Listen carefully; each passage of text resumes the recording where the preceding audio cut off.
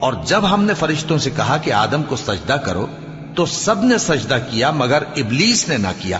بولا کہ بھلا میں ایسے شخص کو سجدہ کروں جس کو تو نے مٹی سے پیدا کیا ہے. اور ازراہ طنز کہنے لگا کہ دیکھ تو یہی وہ ہے جسے تو نے مجھ پر فضیلت دی ہے. اگر تو مجھ کو قیامت کے دن تک کی مہلت دے تو میں تھوڑے سے شخصوں کے سوا اس کی تمام اولاد کی جڑ کاٹتا رہوں گا. اللہ نے فرمایا یہاں سے چلا جا. جو شخص ان میں سے تیری پیروی کرے گا تو تم سب کی جزا جہنم ہے اور وہ پوری سزا ہے.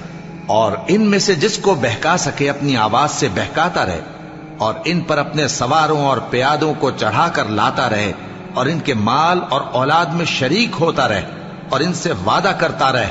اور شیطان جو وعدے ان سے کرتا ہے سب دھوکا ہے.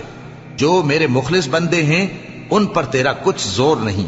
اور اے پیغمبر تمہارا پروردگار کارساز کافی ہے. تمہارا پروردگار وہ ہے جو تمہارے لیے سمندر میں کشتیاں چلاتا ہے تاکہ تم اس کے فضل سے روزی تلاش کرو. بے شک وہ تم پر مہربان ہے. اور جب تم کو سمندر میں تکلیف پہنچتی ہے یعنی ڈوبنے کا خوف ہوتا ہے تو جن کو تم پکارا کرتے ہو سب اس پروردگار کے سوا گم ہو جاتے ہیں. پھر جب وہ تم کو ڈوبنے سے بچا کر خشکی کی طرف لے جاتا ہے تو تم منہ پھیر لیتے ہو. اور انسان ہے ہی ناشکرا. کیا تم اس سے بے خوف ہو کہ اللہ تمہیں خشکی کی طرف لے جا کر زمین میں دھنسا دے یا تم پر سنگریزوں کی بھری ہوئی آندھی چلا دے پھر تم اپنا کوئی نگہبان نہ پاؤ؟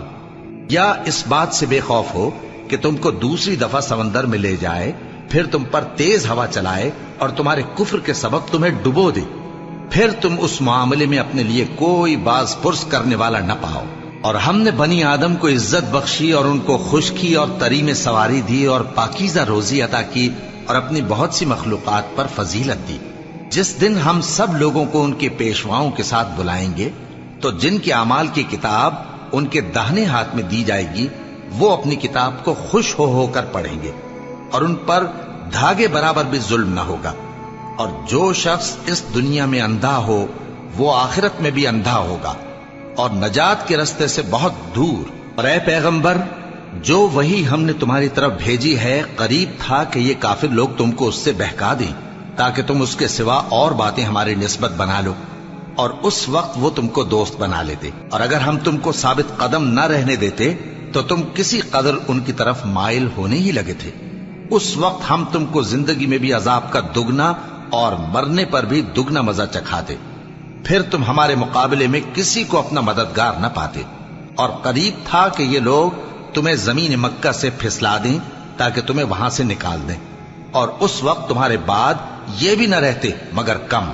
جو پیغمبر ہم نے تم سے پہلے بھیجے تھے ان کا اور ان کے بارے میں ہمارا یہی طریق رہا ہے اور تم ہمارے طریق میں تغیر و تبدل نہ پاؤ گے.